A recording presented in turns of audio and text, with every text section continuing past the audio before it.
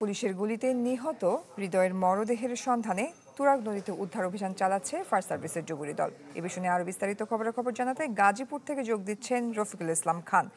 রফিক, এই অভিযানের কি খবর আছে আপনার কাছে জানাবেন?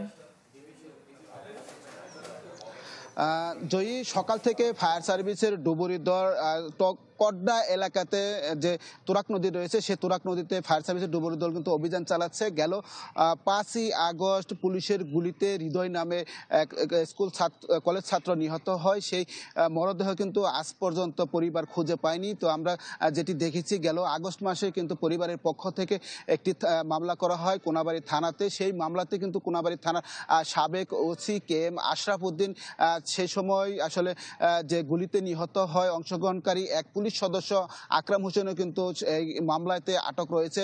তো আমরা আজকে পুলিশের সাথে কথা বলেছি, যারা এই অভিযানে এসেছেন তারা যেটি জানিয়েছেন, সেই সময় হত্যাকাণ্ডের যে ভিডিও ফুটেজ সেটি কিন্তু সামাজিক যোগাযোগ মাধ্যমে ছড়িয়ে পড়েছে এবং সেই ভিডিও ফুটেজে দেখা গেছে কয়েকজন পুলিশ সদস্য যে হৃদয়কে পেছন দিক থেকে গুলি করে হত্যার পর হাতে পা ধরে তাদের সেই মরদেহটি নিয়ে যাচ্ছে এবং মরদেহ নেওয়ার পরে কিন্তু 11 মাসেও সেই মরদেহের সন্ধান পায়নি পরিবার। এবং সেই যে গ্রেপ্তার হয়েছে সেই গ্রেপ্তারের তাদের জিজ্ঞাসাবাদ করা হয়। জিজ্ঞাসাবাদের এক পর্যায়ে যে গাড়ি ব্যবহার করা হয়েছে, অর্থাৎ যে প্রাইভেট কারে করে হৃদয়কে এই নদীতে ফেলা হয়েছে, সেই প্রাইভেট কারের চালক মূলত তথ্য দিয়েছে যে তুরাগ নদীতে ফেলা হয়েছে।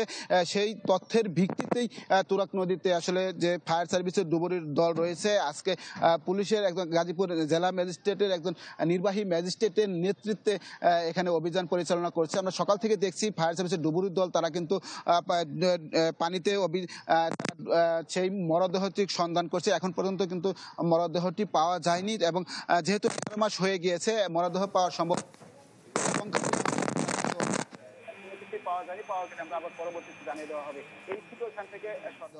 এই ছিল এখান থেকে সর্বশেষ খবর।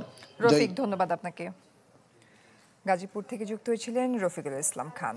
সঠিক মাত্রার কার্বন কম্বিনেশন বৃদ্ধি করে পাইপের ডাক্টিলিটি ও হেভি লোড নেয়ার ক্ষমতা। Falcon MS pipe.